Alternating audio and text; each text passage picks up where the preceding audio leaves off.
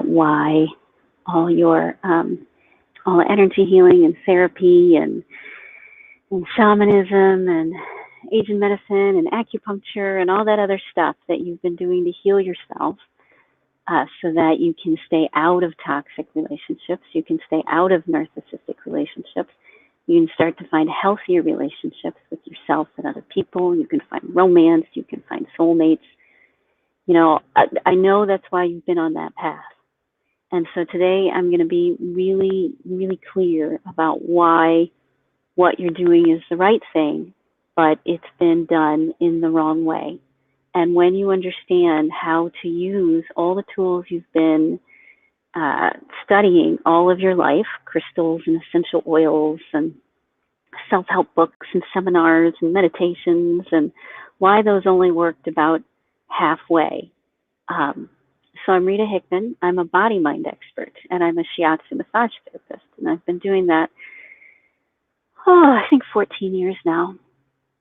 And I love it. And I help women who are in narcissistic and toxic relationships find out how they really work. And so I've been on this path for a long time. And I've done a lot of studying, just like you have. I've, tried to heal myself from all sorts of various traumas and internal dissonance. And so I'm here to tell you why all those things that I did never really moved me forward. So a lot of spiritual paths that I've seen, that I've been on, they're really very metaphorical, aren't they? Beautiful imagery, from Native American imagery to Asian medicine to African to Australian. The beauty of their metaphors is pretty outstanding. When I was a kid, my mom, who was born Lutheran and then converted to Catholicism from my dad, would always say that that pretty much every religion was the same. They had the same underlying principles, the same, for the most part, the same, truths that seeded all of them. And but we spent all this time disagreeing about these different religions because we couldn't get deep enough to see what the similarities and the commonalities were. And so I always kept my mind open when I was studying these different cultures. And I went to Colombia and, like the country, and I've been to Canada and I've been all over the country and worked with people all over the country for a long time who are in all these different beautiful spiritual practices, but they could never really help me understand why it worked for them or why it worked at all. It was all based on faith. It was based on believing what someone told me to believe, and not on anything that, I could really understand, that I could follow the dots. And in science, like what they say, that it's repeatable. So if you do something, are you able to repeat it over and over and over? And as you know, with spirituality, for the most part, stuff like that can be hit or miss. Sometimes it works, sometimes it doesn't, and you don't know why. So it's because you've been taught that you need to control yourself. You've been taught that you need to take who you are and how you feel and control it in some way, instead of recognizing, and that was put at a very high pedestal. Control yourself. That's what gained us, good favor. If you could control yourself in difficult situations. What everybody missed was that control wasn't the issue. We were waiting until after we were traumatized, until after the horrible thing happened, in order to do something to help us deal with the stress that had been building up. So it's as if we had things in the wrong order. We would get angry, you ground yourself, you distract yourself, you push it off, you pretend it's not happening, you think in rigid terms, everything is black and white, you people please, you get angry, you eat too much, you shop too much, you spend too much, you distract yourself too much. The distraction industry, I'm reading a wonderful book on herbal medicines and higher levels of consciousness. It's actually really cool. They use it at Google. They use it with the Navy SEALs. It's about changing our brain and how our brain works so that you can achieve higher levels of success. And so this understanding is starting to come into place. But it was important for everybody in the past to endure, put your head down and just keep going no matter what was happening. And then on the other side of the trauma is when we were supposed to do the healing. So there was trauma, allow yourself to continue to be traumatized, and then healing after the trauma. What we're learning is that you can take what you're doing for the healing after the trauma, and you have to put it as close as possible to the original incident. They've been doing it with military, they've been doing it with trauma survivors, they've been doing it with in high-level organizations of thought leaders.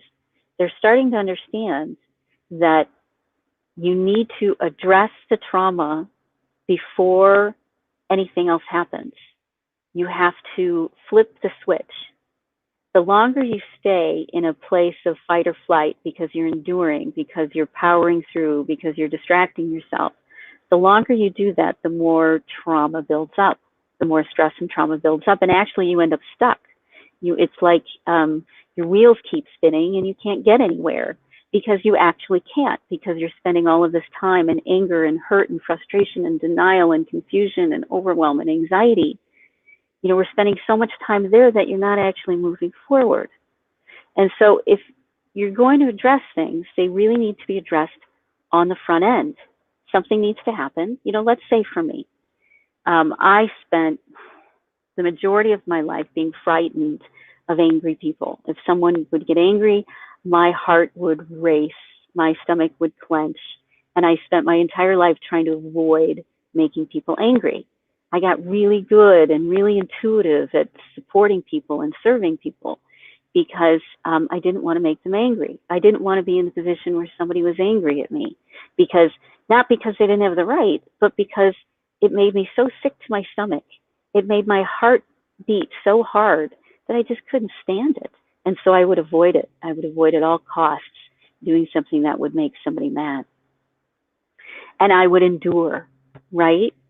So someone would raise an eyebrow and I'd freak out and I'd hold on for dear life, hoping that it would just go away and maybe there was something I could do to fix it, even if I was in the right, because of that fear, because of that betrayal I felt in my own body.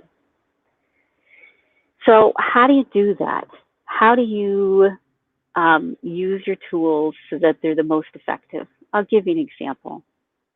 If somebody would get angry and they would raise their eyebrow and my heart would flutter and my stomach would clench, instead of staying with something, instead of just dealing with it, you pause.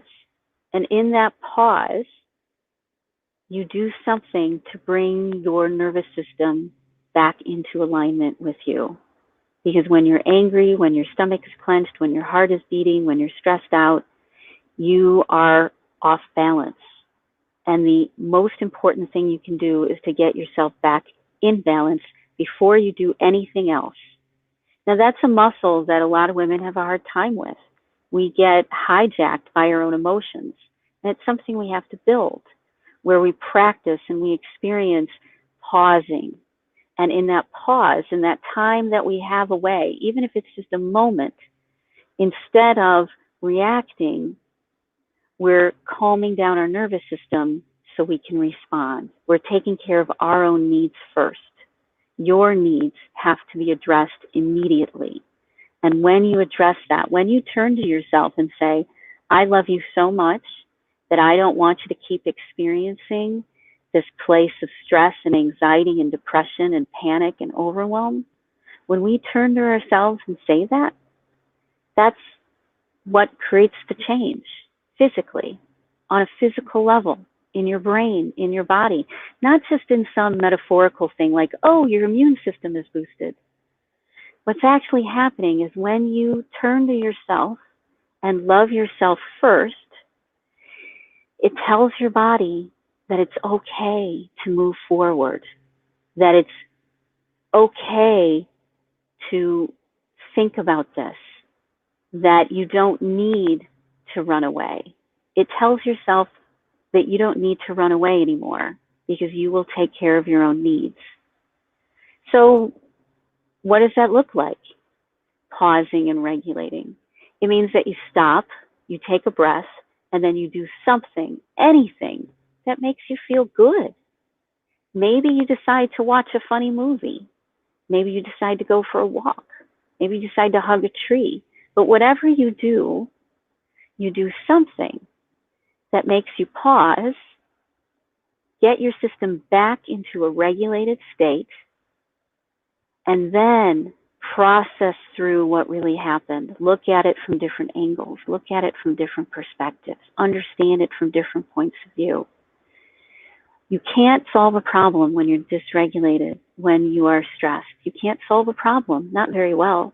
You have to wait until you're in balance again, until you're regulated again.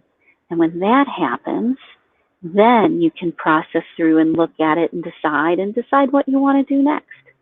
You take back your power to choose. Because I know your body's been taking that away from you because you've been so traumatized from the past. And it hasn't gotten off your system. It hasn't gotten off your body yet. This is how you get it off your body. This is how you turn it around. Okay? Is you pause.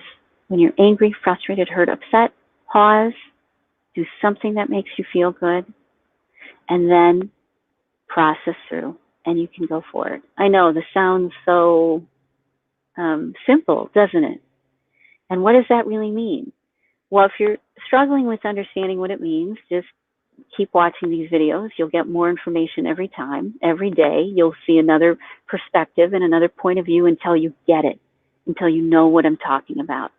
This is about changing the way that you think and changing the way that you address your life. You address the way you live your life and doing it in a way that you were meant to, one that brings out all of your superpowers, ones that lets you help the world in a better way. Okay? So, like this, share this if you think it's important. Let's start getting this message out to the world that we need to flip the switch.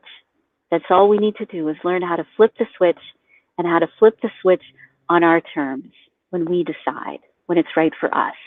That's when you do it. You take back your control and your power over your own body and your own thoughts. Pretty cool, huh? Okay. So I hope you have a great rest of your day. I'm looking forward to seeing you tomorrow. And reach out if you want some help. Try a couple times because sometimes it takes a few avenues. But reach out and we'll give you 1 or 2 strategy calls and get you on a good path and see where you want to go next, okay? So have a great day.